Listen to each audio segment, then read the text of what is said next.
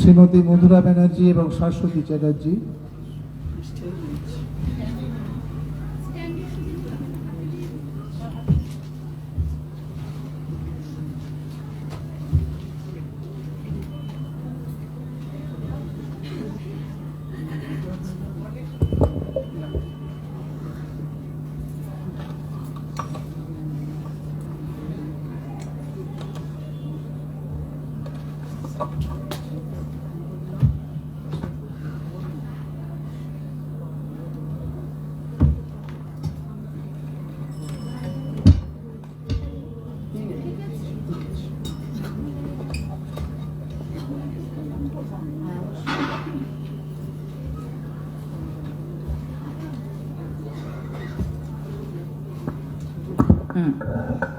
Hello, 1 2 3 4, hello hello hello, ঠিক আছে।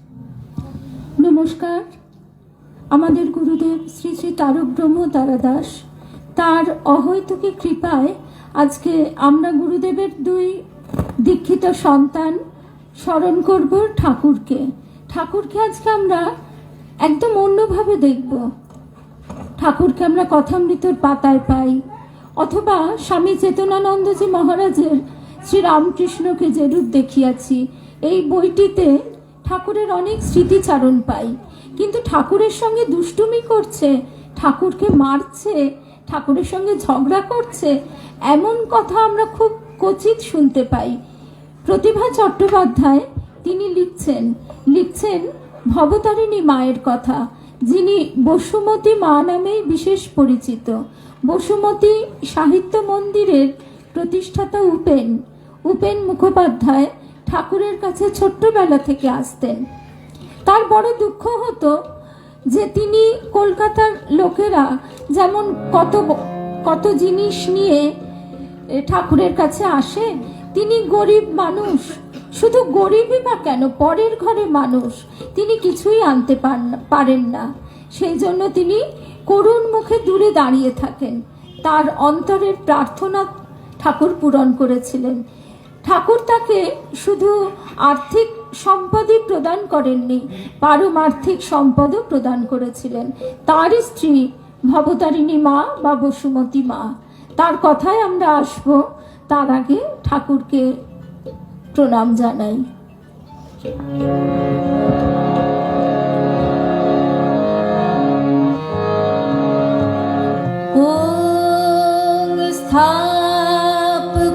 स्थापकाय च धर्मस्वा सर्वधर्म स्वरूपिणे अवतार वरिष्ठाय रामकृष्णाय ते नमः। जननी शारदां देवीं श्रीरामकृष्णं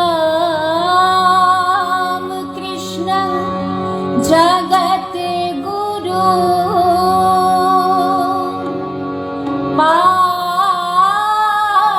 पादपद्मे त्रयो श्रित्वा प्रणमामि मुहुः। एकानन्दा सुरतये सच्चित् सुखास्वरूपाय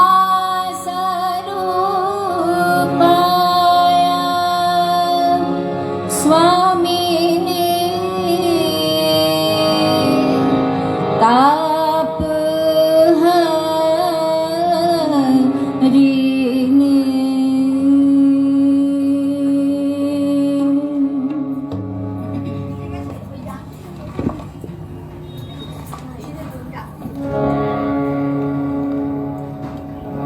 দিয়ায় চলে এসেছে নূতন মানুষ, দেখবি যদি হায় চলে ও তার বিবেক বৈরাগ্য ঝুলি, বিবেক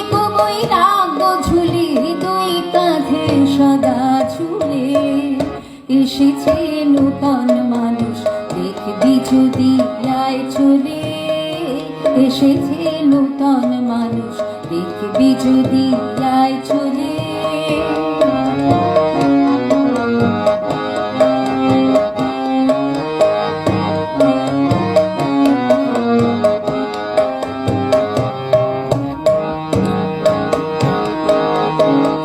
শ্রীবদনে মামা মানি হরি গঙ্গা সলিলে,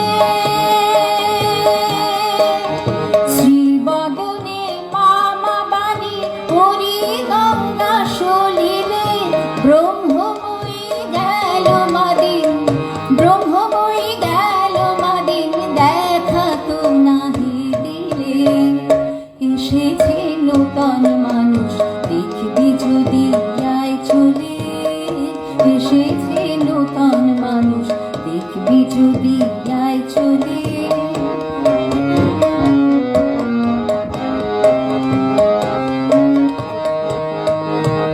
নাস্তিক অজ্ঞানী নরে সরল কথায় শেখালে, নাস্তিক অজ্ঞানী নরে সরল কথায় শেখালে, যে কালে সেই কৃষ্ণ, যে কালে সেই কৃষ্ণ নাম গে দেখুলে, এসেছে নূতন মানুষ দেখবি যদি আয় চলে, এসেছে নূতন মানুষ দেখবি যদি আয় চলে।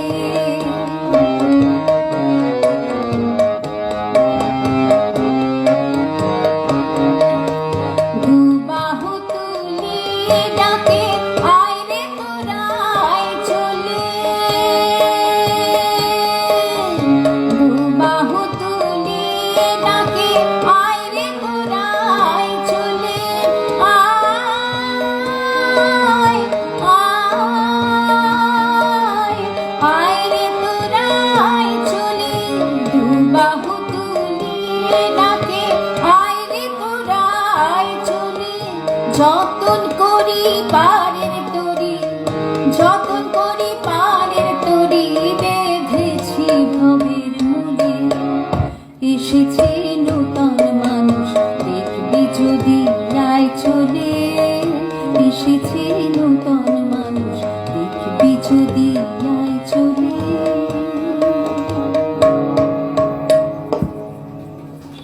নতুন মানুষই বটে। এই নতুন মানুষকে আজকে আমরা আরো নতুনভাবে দেখব। আমাদের পিছিয়ে যেতে হবে 150 বছরেরও একটু আগে। ভবতারিণী নামটি রেখেছিলেন স্বয়ং ঠাকুর। তার মায়ের সন্তান হতো আর মরে যেত, তাই এই সন্তানটির আর নাম রাখেননি, ভেবেছিলেন নাম দিয়ে কি আর বাঁধা যায়। কিন্তু ঠাকুর যে তাকে চিহ্নিত করে রেখেছেন। ঠাকুর, তার বাবা আর এই ভবতারিণী মা যাকে আমরা বলছি তার বাবা, এরা পরস্পর দুই ভাই, জ্ঞাতি সম্পর্ক। তাই দাদা তো ভবতারিণী মায়ের সেই ছোট্ট মেয়েটিকে কোলে পিঠে করে মানুষ করেছেন। কোনো দিন খেতে বসেছেন, হয়তো হামাগুড়ি দিয়ে মেয়েটি চলে এসেছে। ঠাকুর বাঁ হাতে, তখন সবে তো কলকাতায় এসেছেন, 17 বছর বয়স, বাঁ হাতে ঠেলে দিয়ে উবু হয়ে বসে ভাত খাচ্ছেন। ভাত খেতে খেতে খুড়িমার সঙ্গে কথা হচ্ছে যে এর নাম রাখনি, একে হাবি বলে ডাকো কেন? তা মা বলছে নাম দিয়ে কি আর বাঁধা যায় বাবা? তখন ঠাকুর বলছেন, তা তোমরা যাই বলো বাপু, আমি এর নাম রাখলুম ভবতারিণী। আবার এই ভবতারিণীর স্বামী উপেন, বসুমতী সাহিত্য মন্দিরের যিনি প্রতিষ্ঠাতা, সেই উপেনের বাপের 150খানা বিয়ে। তা আমাদের সমাজের অবস্থাটা আমরা একটু কল্পনা করবার চেষ্টা করি।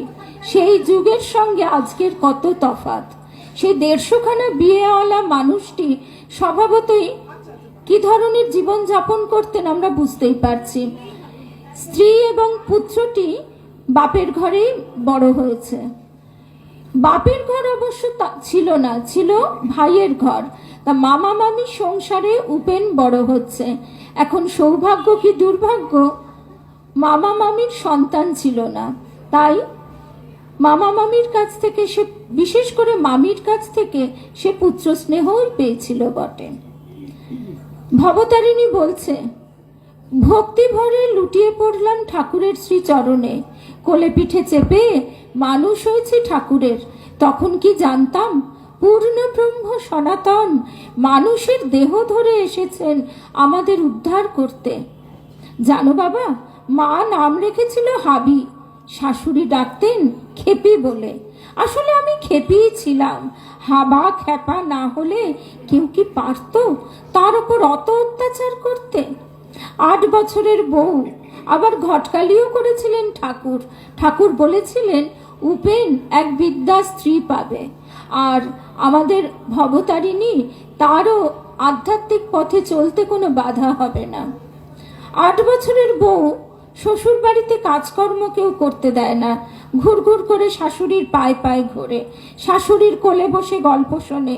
শাশুড়ি একদিন বলছেন, হ্যাঁ রে খেপি, ঠাকুর তো ঘন ঘন তোদের বাড়ি যান, তোকে কত আদর করেন। আমি বলি, হ্যাঁ গো, আমায় কি ভালোটাই বাসে। ঠাকুরের কাছে যা চেয়েছি তাই পেয়েছি। কোলে চাপিয়ে নিয়ে যেতেন গাঁদা ফুল দিদির কাছে। গাঁদা ফুল দিদি মানে শ্রী শ্রী মা। সই পাতিয়ে গাঁদা ফুল নাম হয়েছিল মায়ের। গাল দুটো টিপে বুকে জড়িয়ে শাশুড়ি বলেন, শোন খেপি, এবার যখন যাবি ঠাকুরকে বলবি শাশুড়ি বলেছে মন্তর দিতে। চাইতে হবে শুনে মনটা আমার দমে গেল বাবা। যখনই যাব বাপের বাড়ি শাশুড়ি বলে দেবে, খেপি এবার আসার সময় বালা আনবি 1 জোড়া। মাকে বলি বাড়ি এসে, যাবার সময় নতুন বালা করে শ্বশুর বাড়ি যাই। বেশি দিন থাকতে পারি না সেখানে। যেই কান্না শুরু করি মায়ের জন্য, পাঠিয়ে দেয় শাশুড়ি। যাবার সময় হলে বলে দেয়, খেপি তোর কানে 4 গাছা মাকড়ি, এবার আরো 2 গাছা মাকড়ি পরে আসবি। মাকে এসে বলি, ফেরার সময় কান ভর্তি মাকড়ি পরিয়ে মা পাঠায়। এইভাবে রূপোর গোট, কখনো তোড়া, একটার পর একটা। শেষে মাকে একবার বললাম, 2-3 রকম মিষ্টি পাঠাও কেন? শাশুড়ি বলেছে, অত কম মিষ্টি দিলে কি চলে? 5 বাড়ি বাটা যায় না, 1 রকম মিষ্টি বেশি করে দেবে। যেই না বলা, মায়ের সে কি রাগ বাবা! রাগে যেন ফেটে পড়লো মা। বললে, তখনই বলেছিল দেব না মেয়ের বিয়ে গরিবের ঘরে, যা চাচ্ছে তাই দিচ্ছি, তবুও কাঙালপনা, ছি ছি ছি। সেদিনের সেই রাগ দেখে মায়ের আমি বাবা পাথর হয়ে গেলাম। কাউকে কিছু চাইবার কথা উঠলে মায়ের মুখখানা মনে পড়ে যায়, বুক দূর দূর করে। তাই শাশুড়ি যখন বলল মন্তর নিয়ে আসবি ঠাকুরের কাছ থেকে, আমি বাবা হ্যাঁ না কিছুই বললুম না। আর আমি কি চাই তখন জানি মন্তর কি বস্তু? ভেবেছি গয়না বাটকাটি কিছু বা হবে। কদিন পরে মায়ের কাছে এলাম। শাশুড়ির কথা মাকে বলতে পারছি না ভয়ে। একদিন দিদিকে বললাম, হ্যাঁ রে, ঠাকুর আর আসেননি? মুখ ঘুরিয়ে চলে গেল দিদি। যাবার সময় চিপটেন কেটে বললে, মরণ আর কি, 2 দিন গেল না হে দিয়ে মলো বরের চিন্তায়, গলায় দড়ি। বুঝলে না বাবা, ওদের ধারণা আমার বর ঠাকুরের কাছে হামেশা যাচ্ছে, ঠাকুর এলে বরের কথা শুনতে পাবো। আমি তো আর অত শত বুঝি নে। একদিন বৌদিকে বললাম, হ্যাঁ গো বৌদি, ঠাকুর কবে আসবে? বৌদি করলো কি বাবা, রান্নাঘরে ছিল মা, টানতে টানতে নিয়ে গেল আমাকে রান্নাঘরে। তারপর ফুলে ফুলে সে কি হাসির ছটা। কোনো রকমে সামলে নিয়ে মাকে বললে, মা আপনার জামাইকে আনতে পাঠান, বরের কথা শুনবে বলে মেয়ে আপনার কেবলই খোঁজ নিচ্ছে ঠাকুরের। ও বাবা, মাও দেখি হাসছেন মুখ টিপে টিপে। এদিকে দিন চলে যায়, ঠাকুরের আর দেখা নেই।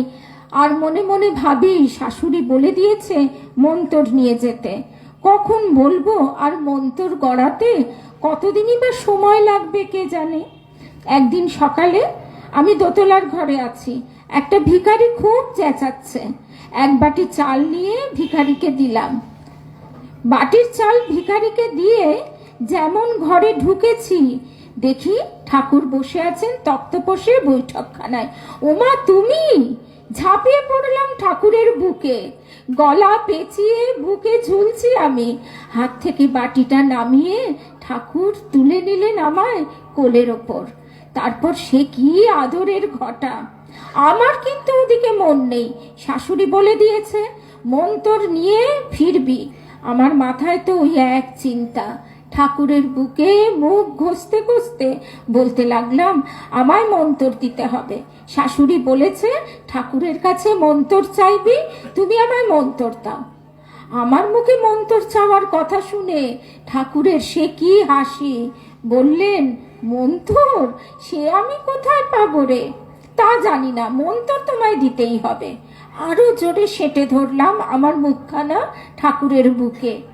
চিবুকটা আমার মাথায় ঠেকিয়ে ঠাকুর বললেন, তাই তো ভবতারিণী, মন্তর আমি পাই কোথায় বল দেখি। এই অপূর্ব ছবিটা আমাদের ধ্যানের ধন। এই অদ্ভুতভাবে আমরা কিন্তু আর কোথাও ঠাকুরকে পাই না। এই যে ছবিটা আঁকছেন প্রতিভা চট্টোপাধ্যায়, এই ছবিটা কিন্তু তারই কৃপায় আঁকা হচ্ছে, আর আজকে আমরা তারই কৃপায় শুনতে পাচ্ছি। আমার মুখে কেবল ওই একই কথা, কোনো কথা শুনবো না, মন্তর আমার চাই চাই চাই। ঠাকুর যত এড়িয়ে যেতে চান আমার জেদ ততই বাড়ে। শেষে অনেক ভেবে চিনতে ঠাকুর বললেন, কি মন্তর তোর শাশুড়ি বলেছে বল দিকিনি? আমি বলি, তা জানি না, বলেছে ঠাকুরকে বলবি মন্তর দিতে। মন্তর তোমায় দিতেই হবে। মহা ভাবনায় পড়লেন ঠাকুর। বলছেন, কি করি বলতো ভবতারিণী, মন্তর আমি এখন কোথায় পাবো? আমি তখন খুব ক্ষেপে গেছি বাবা। যেই না বলা আমি কোথায় পাই, ঠাকুরের কোমরের কাপড় ধরে টানাটানি করছি আর কেবলই বলছি, মন্তর আমার চাই চাই চাই। ঠান্ডা করবার জন্যে আমার মাথায় হাত বুলাচ্ছেন ঠাকুর। হাসতে হাসতে বললেন, হ্যাঁ রে ভবতারিণী, হ্যাঁ রে ভবতারিণী, তুই শিব ঠাকুর দেখেছিস? সঙ্গে সঙ্গে জবাব দিই, হ্যাঁ দেখেছি। কত শিবলিঙ্গ আছে জগন্নাথ ঘাটে। গঙ্গার চান সেরে ফেরার পথে মা জল ঢালেন শিবের মাথায়। ঠাকুর আবার বললেন, হ্যাঁ রে ভবতারিণী, তুই শিব ঠাকুর ভালোবাসিস? ভাবলাম ভালোবাসি বললে ঠাকুর হয়তো মন্তর দেবেন। বললাম, হ্যাঁ খুব ভালোবাসি, দাও মন্তর দাও। কষির কাপড় ছেড়ে দিয়ে টান দিয়ে ঠাকুরের বুকের চুল ধরে আস্তে আস্তে মুঠি আলগা করে দেন আমার। ঠাকুর এবারে বললেন, হ্যাঁ রে ভবতারিণী, তুই কালী ঠাকুর ভালোবাসিস? ঘাড় কাত করে বলি, খুব ভালোবাসি। ভালোবাসি না ছাই, ওই তো ঠাকুর এক হাত জিভ বার করে দাঁড়িয়ে আছে শিবের বুকের ওপর। কিন্তু কি করব, ভালো না বাসলে ঠাকুর যদি মন্তর না দেন? চুপ করে আছেন ঠাকুর। ভাবলাম এবার নিশ্চয়ই দেবেন, না হলো না। এবার বললেন, হ্যাঁ রে ভবতারিণী, তুই দুর্গা ঠাকুর দেখেছিস? হ্যাঁ দেখেছি, 10 হাত সিংহের পিঠে দাঁড়িয়ে আছেন, দুদিকে লক্ষ্মী সরস্বতী কার্তিক গণেশ। আবার প্রশ্ন ঠাকুরের, হ্যাঁ রে ভবতারিণী, তুই কেষ্ট ঠাকুর দেখেছিস? হ্যাঁ হ্যাঁ, মায়ের সঙ্গে গিয়েছিলাম খর্দার শ্যামসুন্দর দেখতে, গঙ্গার ধারে মন্দির, কত লোকজন। জানো বাবা, ঠাকুর যা বলছেন আমি তাইতেই সায় দিচ্ছি। আমার কেবল এক বায়না, মন্তর দাও আর মন্তর দাও। কোনো রকমের নিস্তার না পেয়ে ঠাকুর শেষে বললেন, ভবতারিণী, তুই রাম সীতা দেখেছিস? এবার আর জবাব দিতে পারি না, মনে মনে ভাবি, তাই তো, রাম সীতা কি ঠাকুর রে বাবা। চুপ করে আছি দেখে ঠাকুরের কি মজা, হাততালি দিয়ে বললেন, এ মা, ভবতারিণী রাম সীতা দেখেনি, দুও ভবতারিণী রাম সীতা দেখেনি। আমি বাবা পড়লাম মহাভাবনায়। রাম সীতা, রাম সীতা কি ঠাকুর রে বাবা, কিছুতেই মনে করতে পারছি না। আর ঠাকুর ততই হাসছেন আর হাততালি দিয়ে বলছেন, ভবতারিণী হেরে গেল, রাম সীতা দেখেনি, ভবতারিণী রাম সীতা দেখেনি, দুও। হঠাৎ দপ করে মনে পড়লো আমার। ডান হাত দিয়ে চেপে ধরলাম ঠাকুরের মুখখানা, বললাম, হ্যাঁ হ্যাঁ হ্যাঁ দেখেছি রাম সীতা। মায়ের ঘরে ছবি টাঙানো আছে, রাম, তার বউ সীতা, ভাই লক্ষণ। ঠাকুরের ঠোঁটে তখনও মিষ্টি হাসিটুকু জড়িয়ে আছে। বললেন, তুই রাম ঠাকুরকে ভালোবাসিস ভবতারিণী? একই কথা বারবার বলতে পারি না। বললাম হ্যাঁ, খুব ভালোবাসি, খুব ভালোবাসি, দাও না তুমি আমায় মন্তর। কি জানি কেন হঠাৎ ঠাকুর বলে বসলেন, ভবতারিণী তুই আমায় ভালোবাসিস। কথাটা আচমকা এমন বললেন ঠাকুর, আমি বাবা ঠিক ধরতে পারলাম না। ঠাকুরের গলা জড়িয়ে মুখটা চেপে ধরলাম ঠাকুরের বুকে। তারপর ফিসফিস করে বললাম, ভালোবাসি, ভালোবাসি, তোমাকে আমি খুব ভালোবাসি।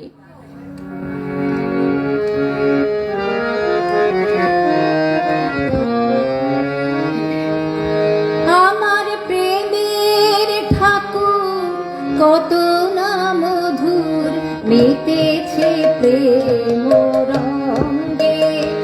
আমার প্রেমের ঠাকুর কত না মধুর, মেতেছে প্রেম রঙ্গে। মাতা ঠাকুরানী সেজেছে ভবানী, এসেছে শ্রী গুরু সঙ্গে। আমার প্রেমের ঠাকুর কত না মধুর, মেতেছে প্রেম রঙ্গে।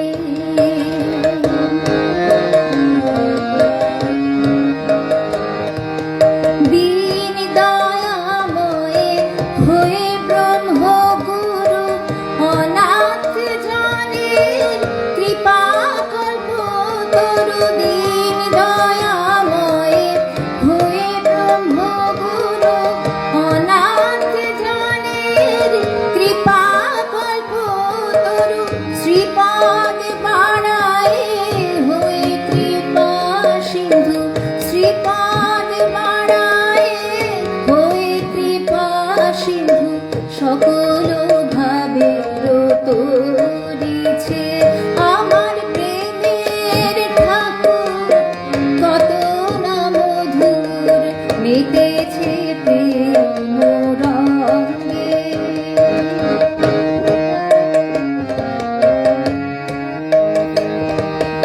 যুক্তিরে দিয়ে চিরতরে ফাঁকি, জগৎ যাহার হয়েছিল মেকি। কর্ম যাহার রয়নি তো বাকি, কর্ম কোনো না করিয়া। আমার প্রেমের ঠাকুর কত না মধুর, মেতেছে প্রেম রঙ্গে।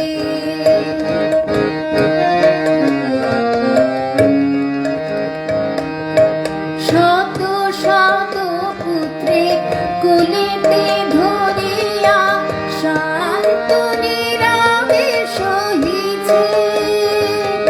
কল্যাণ হস্তে মলিন ছেলে রে, কল্যাণ হস্তে মলিন ছেলে রে।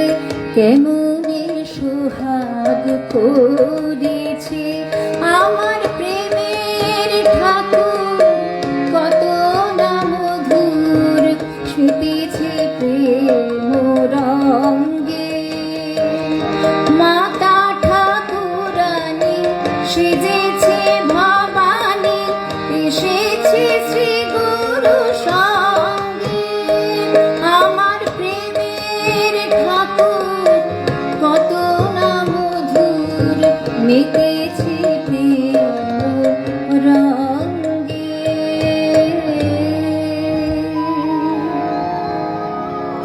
এই ভবতারিণী মা শ্বশুর বাড়িতে থাকতে খুব কান্নাকাটি করতেন।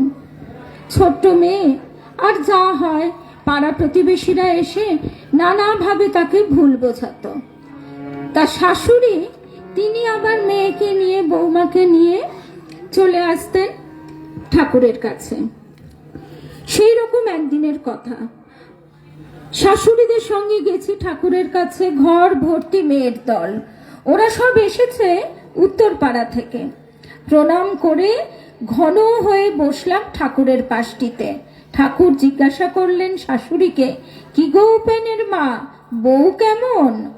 এক মুখ হেসে শাশুড়ি বললেন, লক্ষ্মী বউ পেয়েছি বাবা আপনার দয়ায়, তবে কান্নাকাটির বিরাম নেই, কিছুতেই ভোলাতে পারছি না।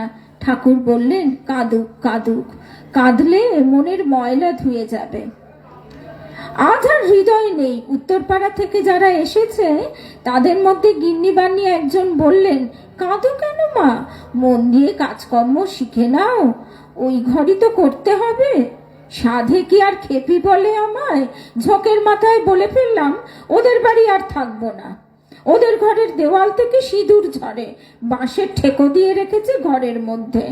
বুঝতে পারলে না কেউ, সবাই মুখ চাওয়াচাই করছে।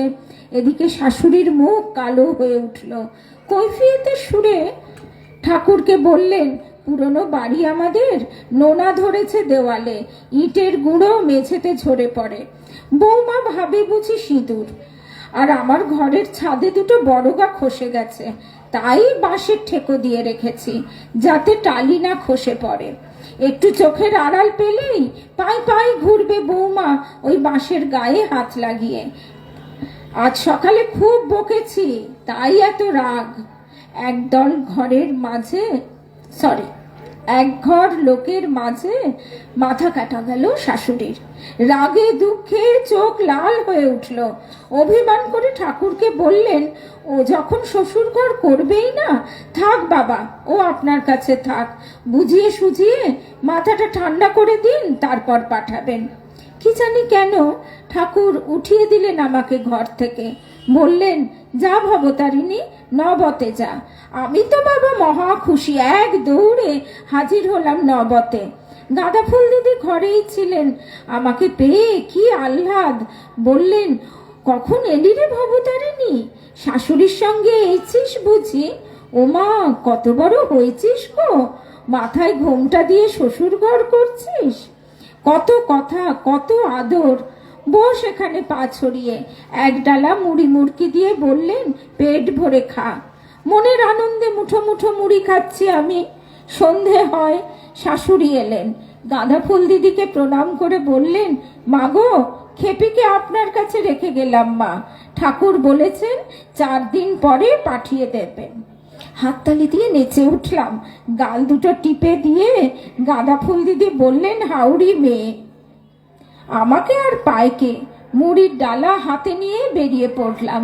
মন্দিরের পূর্ব দিকে আমার খেলুড়েরা থাকে, সুখদা মোক্ষদা 2 বোন। আমাকে দেখে দৌড়ে এলো তারা। বললে, কিরে ভবি, কবে এলি? থাকবি তো কদিন? ঘাড় নেড়ে বললাম, আজ বৃহস্পতিবার, দিদি বলেছে শুক্র শনি রবি সোম 4 দিন থাকবো। খুব খেলবো সোমবার, তোদের সঙ্গে এই কদিন খুব খেলবো। রাত্রে শুলাম দিদির পাশে। সকালে উঠে ভাবলাম যাই দাদার কাছে। সেই যে বাড়ি দেখেছিলাম, দাদার গা থেকে কেমন আলো বেরুচ্ছে আমাদের বৈঠকখানার। ঝোঁক উঠলে আর নিস্তার নেই। দাদাকে জিজ্ঞেস করব সত্যি কিনা। ও মা, দেখি দাদা বসে আছেন মায়ের মুখোমুখি, আর পুজো করছে অক্ষয়।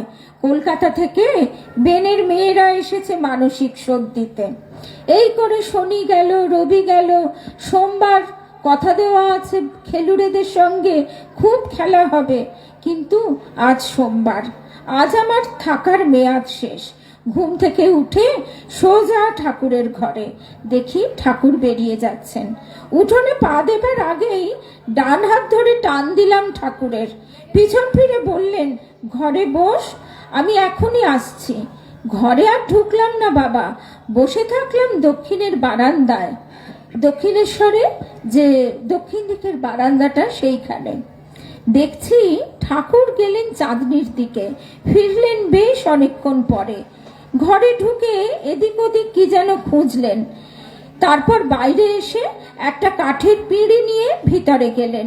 খোলা দরজা দিয়ে দেখছি বাবা, ঠাকুর বসলেন পিঁড়ি পেতে। এক দৃষ্টে তাকিয়ে আছি আমি ঠাকুরের দিকে। জানো বাবা, ধীরে ধীরে আলোয় ভরে গেল ঘরটা। সে কি আলোর ছটা, যেন 1000 সূর্য উঠেছে। অথচ মজা দেখো, কোনো তাপ নেই সে আলোতে। আর কি মধুর গন্ধ, চারিদিক ভরে উঠল সেই সুগন্ধে।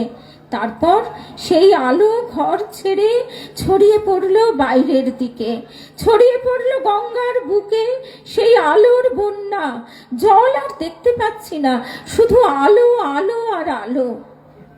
এদিকে আমি যেখানে বসেছিলাম সেখানেও আসছে আলোর স্রোত হু হু করে। আমি তো প্রায় ডুবে গেলাম আলোর তরঙ্গে। কোনো রকমে হাতড়ে হাতড়ে এগিয়ে গেলাম দাদার দিকে, ঠাকুরের দিকে। কেবলই বলছি, তুমি তো ঠাকুর, বলো না গো তুমি কি ঠাকুর? ও ঠাকুর, বলো না গো তুমি কি ঠাকুর? আন্দাজে হাজির হলাম ঠাকুরের কাছে, দাঁড়াবার ক্ষমতা নেই, একেবারে ঝপ করে পড়ে গেলাম ঠাকুরের গায়ে। তারপর আর জানি নেই। যখন জ্ঞান এলো দেখি শুয়ে আছি ঠাকুরের কোলে, গায়ে পিঠে হাত বুলিয়ে দিচ্ছেন ঠাকুর, শরীরে একদম সার নেই। অনেকক্ষণ পরে গায়ে হাতে বল পেলাম, ফিরে এলাম নবতে।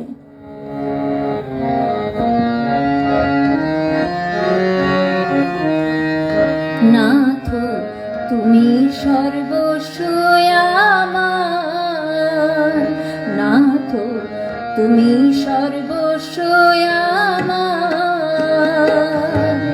প্রাণাধার সারা সার, প্রাণাধার সারা সার, নাহি তোমা বিনে কেহ ত্রিভুবনে, নাহি তোমা বিনে কেহ ত্রিভুবনে, বলিবার আপনার,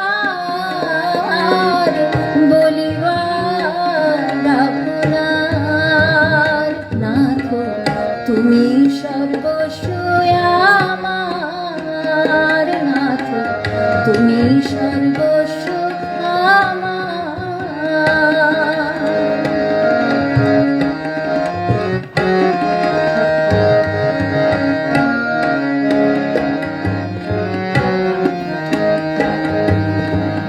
তুমি সুখ শান্তি সহায় সম্বল, তুমি সুখ শান্তি সহায় সম্বল, সম্পদ ঐশ্বর্য জ্ঞান বুদ্ধি বল, তুমি বাসগৃহ আরামের স্থল, তুমি বাসগৃহ আরামের স্থল, আত্মীয় বন্ধু পরিবার, আত্মীয় বন্ধু পরিবার। নাথ তুমি সর্বস্ব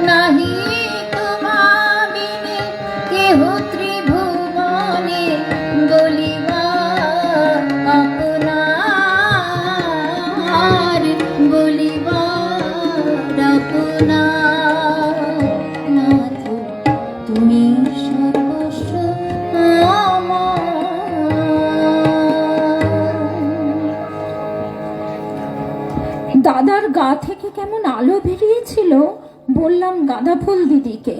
শুনে কেমন যেন আনমনা হয়ে গেলেন দিদি। বললেন, ভবতারিণী, তোরা নিতুই নিতুই দেখবি রে, তোরা পিঠোপিঠি দেখবি। তারপর আমাকে খেতে দিলেন। খাবার খেয়েই ছুট একেবারে খেলুড়েদের ঘরে। ঠাকুর বারবার বারণ করেছিলেন, ভবতারিণী, কারোর কাছে বলবি না এসব কথা। তখন তো সায় দিয়েছি, সে কি আর খেয়াল আছে? দেখা হতেই দু বোনকে বললাম, জানিস ভাই, আজ আবার দাদার গা থেকে আলো বেরিয়েছে। সে কি সোনা সোনা আলো রে, সারা ঘর ভরে গেল সে আলোতে। তারপর দরজা দিয়ে ছুটতে লাগলো সেই আলোর স্রোত গঙ্গার দিকে। বাইরে বসেছিলাম আমিও ডুবে গেলাম ওই আলোর মধ্যে। হাঁ করে দু বোন শুনছে, বুঝতে পারছে না কি আলো আলো বলছি। আমার হাত দুটি ধরে সুখদা বড় বোনটি বললে, ভবতারিণী, আমাদের একদিন দেখাবি ভাই, তোর দাদার গা দিয়ে কেমন আলো বেরোয়, সত্যি রে। ঘাড় নেড়ে সায় দিলাম আমি। আর তখনই মনে পড়ে গেল দাদার কথা। ভবতারিণী, এসব কথা কারো কাছে বলবি না। এক হাত জিভ কেটে ফেলেছি, কি আর করি। ওদের দু বোনকে বললাম, দেখ ভাই, দাদাকে বলবো তোদের কথা, তবে দিব্য কেটে বল, এ কথা কারোর কাছে বলবি না। দু বোনই একসঙ্গে বললে, বলবো না, বলবো না, বলবো না। ফিরে এলাম নবতে। পরের দিন সকালে গেছি দাদার ঘরে। ওমা, দেখি বর আসছে সাত সকালে ঠাকুরের কাছে। তাড়াতাড়ি এক গলা ঘুমটা টেনে দিলাম। ঠাকুরের পায়ে হাত ঠেকিয়ে প্রণাম করলো আমার বর। তারপর অভিমান ভরে বললে ঠাকুরকে, বাবা, আমরা আপনার সন্তান, সব সময় যাতায়াত করছি আপনার কাছে, আমরা কিছুই পাবো না। আর ভবতারিণী কি ভাগ্য নিয়ে জন্মেছে, তার উপর আপনার যত কৃপা। কথাটা শুনেই বুঝে নিলাম এ নিশ্চয়ই সুখদার কাজ। দাঁড়া, ভাবলাম একবার যাই, মজা দেখাচ্ছি। বরের কথা শুনে ঠাকুর মুচকি মুচকি হাসছেন আর আমার পিঠে হাত বুলুচ্ছেন। হঠাৎ কি খেয়াল চাপলো ঠাকুরের। বরকে বললেন, তোরা তো আমার কাছে অনেক পেয়েছিস, ভবতারিণী এখন বড় হয়ে উঠছে, কিছু কিছু তাকে দে। যেই না বলা, ওরা অনেক পেয়েছে, খেপির ঘোমটা উড়ে গেল এক নিমেষে। চোখ পাকিয়ে ঠাকুরকে বললাম, কেন, ও আমাকে দেবে কেন? ওকে অনেক দিয়েছ, আমাকে কিছু কিছু কেন? আমাকে অনেক দাও। ঠাকুর যেন শুনতে পেলেন না আমার কথা। বরকে আবার বললেন, তোরা তো অনেক পেয়েছিস, কিছু কিছু দে ভবতারিণীকে। বলবো কি বাবা, রাগে জ্ঞান হারা হয়ে গেলাম আমি। ঠাকুরের গা ধরে নাড়া দিচ্ছি আমি, আর বলছি, ও কেন আমাকে দেবে, কিছু কিছু আমি নেব কেন? দাও দাও, তুমি আমাকে অনেক দাও, অনেক দাও বলছি, আর নাড়া দিচ্ছি ঠাকুরকে। বয়ে গেছে ঠাকুরের আমার কথার জবাব দিতে। তিনি আবার বললেন আমার বরকে, হ্যাঁ রে, তোরা তো অনেক পেয়েছিস উপেন, ভবতারিণী এখন বড় হয়ে উঠছে, ওকে কিছু কিছু। বাকি কথাটা আর শেষ করতে দিলাম না বাবা ঠাকুরকে। ধেই ধেই করে নাচছি আর ধাক্কা দিচ্ছি ঠাকুরকে। চেঁচিয়ে উঠলাম, নেব না, নেব না, নেব না। ওকে অনেক দিয়েছো, আমাকে অনেক দাও। রাগ না চণ্ডাল বাবা, এতক্ষণ মুখ চলছিল, এবার বাবা হাতও চলতে লাগলো। ভাবতে গেলে গায়ে এখন কাঁটা দিয়ে ওঠে। 90 পেরোনো বৃদ্ধা ভবতারিণী মা স্মৃতিচারণ করছেন। ঠাকুর বাঁ হাতে আমাকে ধরে রেখেছেন। লজ্জায় রাঙা হয়ে উঠেছে আমার বরের মুখ। ওই অবস্থায় উবু হয়ে পা ঘষে ঘষে ঠাকুর এগিয়ে গেলেন তার ছোট খাটটির দিকে। ডান হাত বাড়িয়ে টেনে আনলেন একটা মাটির হাঁড়ি। সরাটা নামিয়ে রেখে বললেন, নিবি ভবতারিণী, হাত পাত। আমি বাবা ভাবছি গয়নাঘাটি কিছু একটা হবে বুঝি। ও মা, মুঠো করে তুলে নিলেন ঠাকুর রুদ্রাক্ষের এক ছড়া মালা। আমার হাত দুটো জড়ো করে সেই মালা ছড়াটা জড়িয়ে দিলেন আমার হাতে। কোথায় পাবো সোনার হার, গা জ্বলে গেল। তা না দিয়ে রুদ্রাক্ষের মালা, বড় ঘা লাগলো মনে, ছুঁড়ে মারলাম। একদম ছুঁড়ে মারলাম সেই মালা ঠাকুরকে, চেঁচিয়ে উঠলাম, শালার বেটা শালা, আমার বেলায় কাঠের মালা, নেব না নেব না আমি। ঠাকুর তখনও হাসছেন মুচকি মুচকি, কুড়িয়ে নিলেন মালা ছড়াটা, জোর করে বসালেন আমাকে তার কোলের ওপর, বললেন, ভবতারিণী, মন্তর নিতে চেয়েছিলি, আয় তোকে মন্তর দি। কি জানি বাবা, আমি যেন কেমন ঠান্ডা পাথর হয়ে গেলাম। মন্তর শোনালেন, কেমন করে মালা ধরতে হয়, কেমন ঘোরাতে হয়, বারবার দেখিয়ে দিলেন। ভয় ভয় করছে। বললাম, যদি ভুলে যাই মন্তর?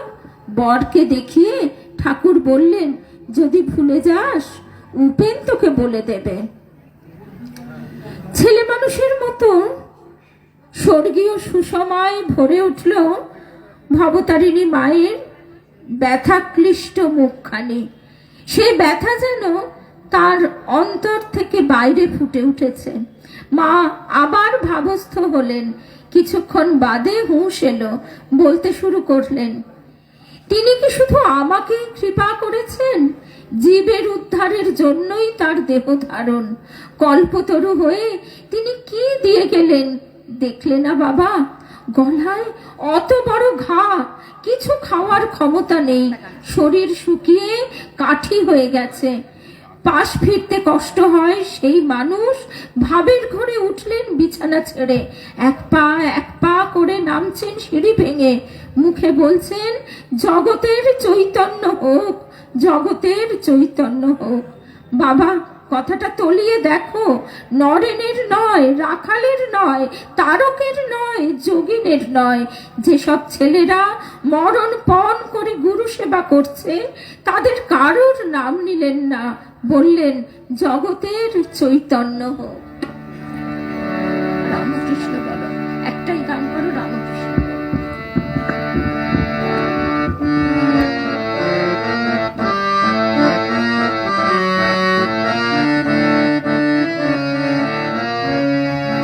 রাম কৃষ্ণ বলো, নেচে নেচে চলো, পরাণ ভরে গাউরে নাম।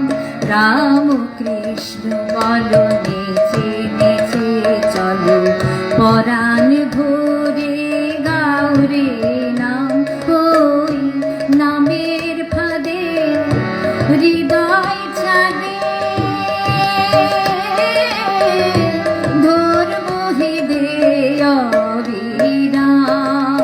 রাম কৃষ্ণ বলো, নেচে নেচে চলো, পরাণ ভরে গাউরে নাম।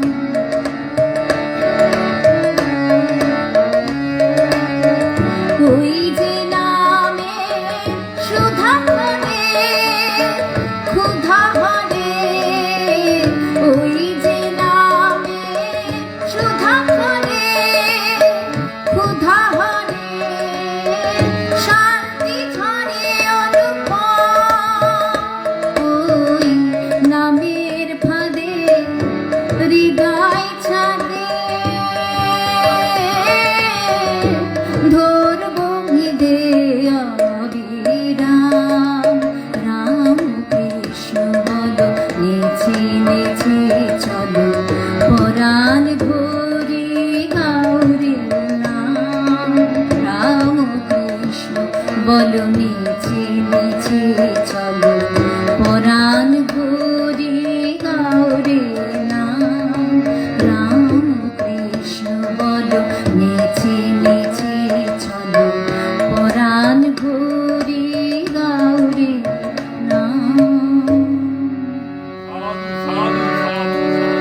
जय भगवान श्री राम कृष्ण देव की जय। जय महामाई की जय।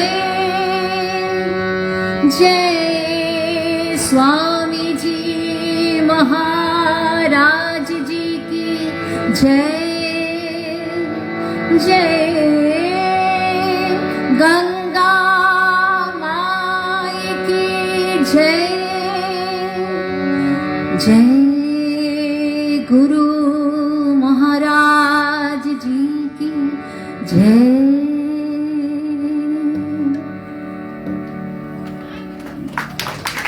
জয় ঠাকুর, খুব সুন্দর হয়েছে।